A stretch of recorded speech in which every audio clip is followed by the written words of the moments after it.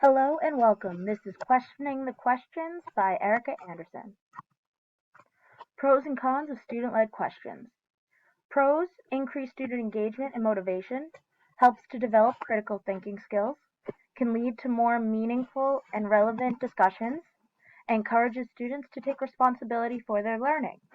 But just like with everything, there are always some downfalls. One con is students may not have a good understanding of the topic and may ask questions that are not relevant or do not contribute to the learning objectives. Second, some students may be shy or hesitant to ask questions, which could limit the depth of discussion. 3. There may be some students who dominate the conversation and do not give others a chance to ask questions. Pros and cons of teacher-led questions.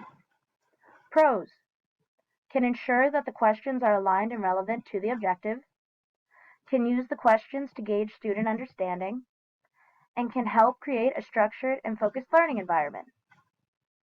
Cons are students may feel disengaged or uninterested in the topic. Students may feel like they are not active participants in their learning and may become passive learners. Or they may not be as effective in promoting critical thinking skills, as students may be more focused on giving the right answer rather than doing their best. Do all questions need to be one or the other? The yes or no answer to this is no, they don't need to be one or the other, but a combination of the two would be much more effective. Teachers can encourage students to ask questions while also providing structure and guidance to ensure that the questions are relevant and aligned with the learning objectives.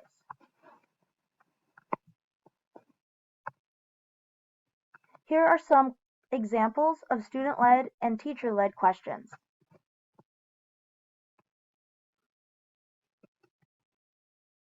First is, how does the type of soil affect the growth of plants? Second, what is the effect of different types of music on the brain's activity? Student-led questions. The key to this is to encourage students to ask questions and to guide them in developing a research question that is testable and can be investigated with the resources available to them. Teacher-led questions. How does energy flow through an ecosystem? What is the structure and functions of cells? Teacher-led questions are often used to guide science instruction and help students develop an understanding of scientific concepts and principles.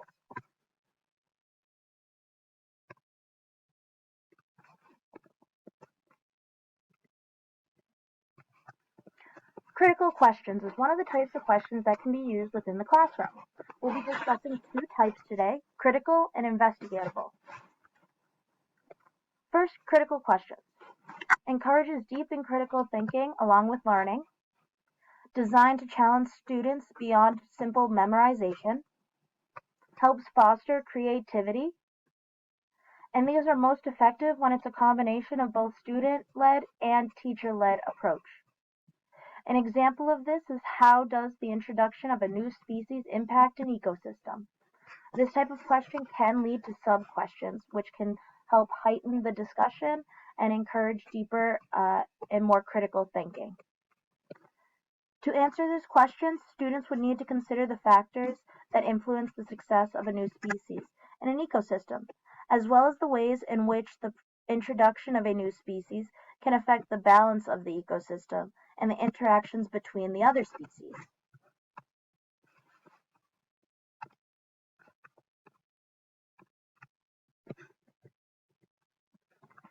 Second, investigable questions. These provide opportunity to explore and investigate scientific phenomena. It encourages inquiry-based learning, promotes collaboration and communication, and this one is also most effective when it is a combination of both student-led and teacher-led approaches. An example of this is, how does the temperature of water affect the rate of plant growth? This type of question can also lead to deeper and more critical thinking that can lead to sub-questions. This question could also be investigated through a controlled experiment in which plants are grown under different temperatures and conditions, and their growth is measured and compared. Students can design and conduct the experiment, collect and analyze data, and draw conclusions based on their own findings. This puts the students more in the driver's seat. When I sit back and think about my own lesson, it's important to reflect on what you've done in the past and what you can improve on in the future as we go through these different lessons and modules. During a chemistry unit, I would often ask students what the difference is between atoms, elements, and compounds. But after a while, I realized that this question is very much a teacher-led question with one simple answer and does not promote investigation or curiosity. Often the results are students end up bored and they often don't feel like they need to learn anything else afterwards, so it's hard to keep their attention. Ways that I can improve this are through adding more student-led questions and helping promote their curiosity investigation through topics that are more relevant to them. So switching from only teacher-led to a combination of the two styles would be one of the best changes to make. I would then provide students with an investigatable question related to atoms and elements. I would need to provide more planning time for myself and more research time for my students.